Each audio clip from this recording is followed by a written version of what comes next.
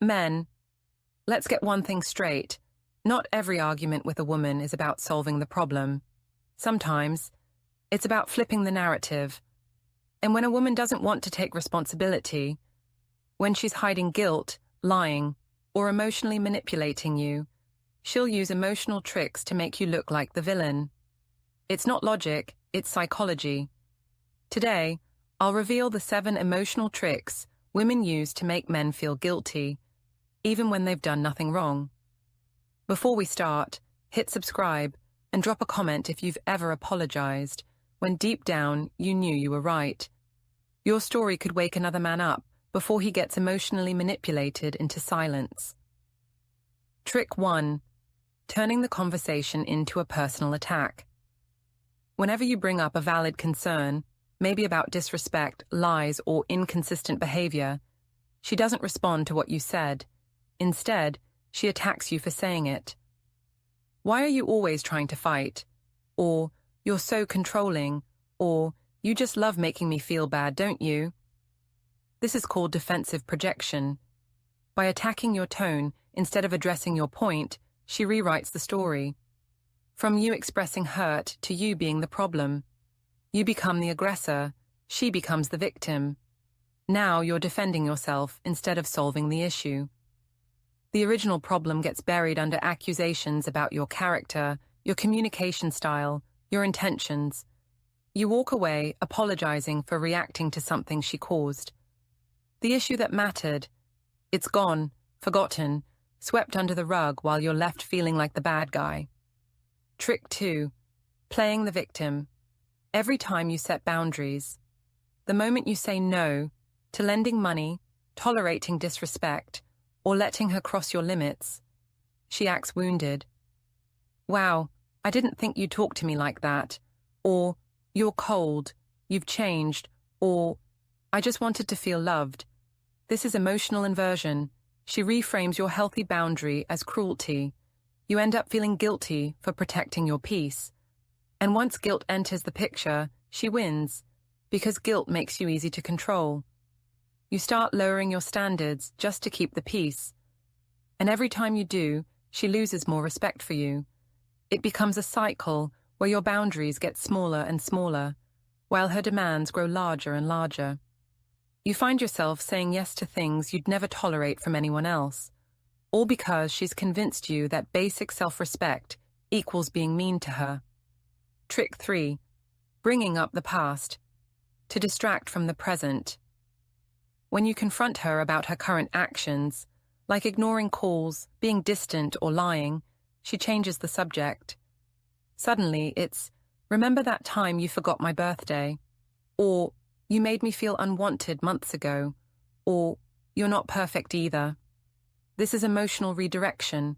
She can't defend her present behavior, so she digs up old emotional wounds. She makes you feel responsible for her current choices. It shifts the focus from her accountability to your guilt. Instead of staying on topic, you're apologizing for something that happened a year ago.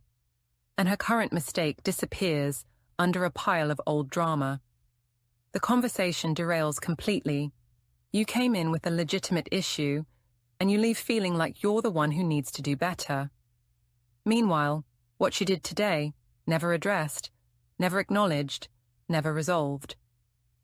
Trick 4. Crying to end the conversation. Just when the truth is about to come out, she breaks down. Tears, silence, trembling voice. You're hurting me. This is emotional flooding. She overwhelms your logical side by triggering your empathy. You're wired to comfort, not confront. She knows that, so she turns your anger into guilt with a single tear. You drop the topic, she wins the argument, not because she's right, but because she made you feel bad for being honest. Men are biologically programmed to respond to female distress. It's hardwired into us. And when that programming gets activated at precisely the moment you're asking for accountability, the conversation ends.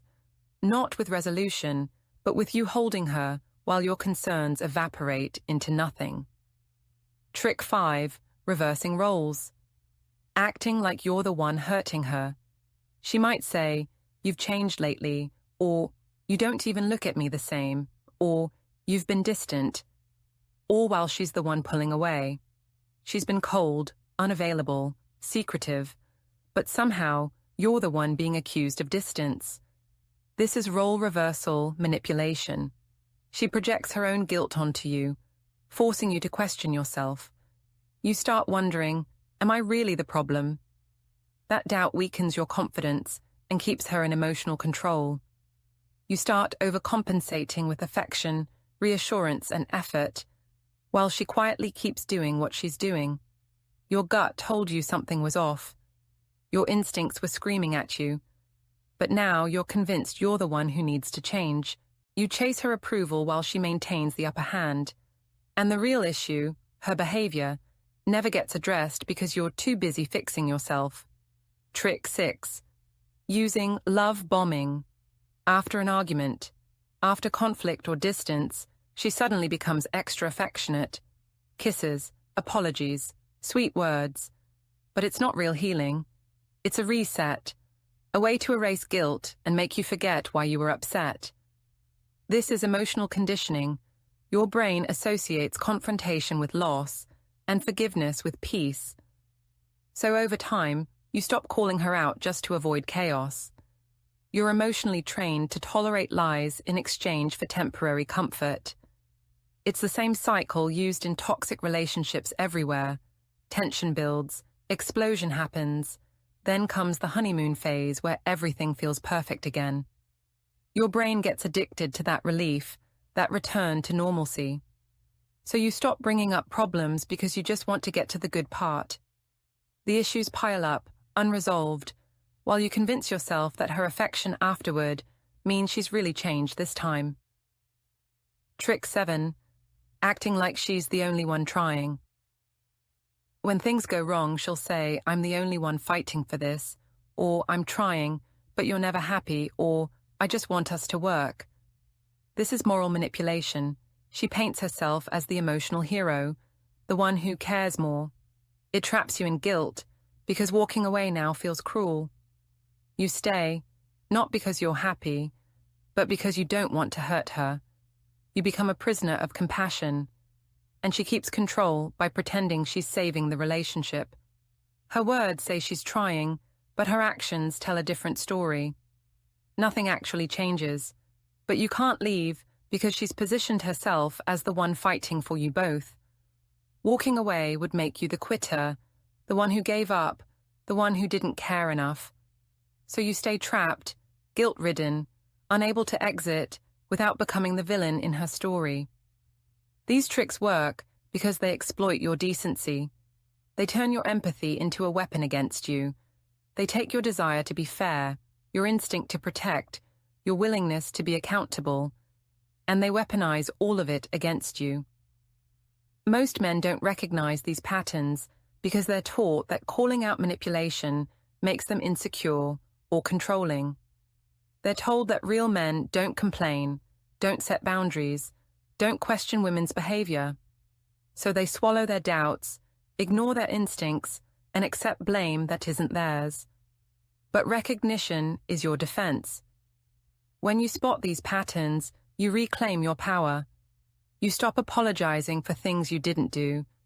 You stop accepting blame that isn't yours. You stop being the villain in a story where you were actually the victim. The question isn't whether she's using these tactics. The question is, will you keep falling for them? Your peace, your self-respect, and your emotional freedom depend on how you answer.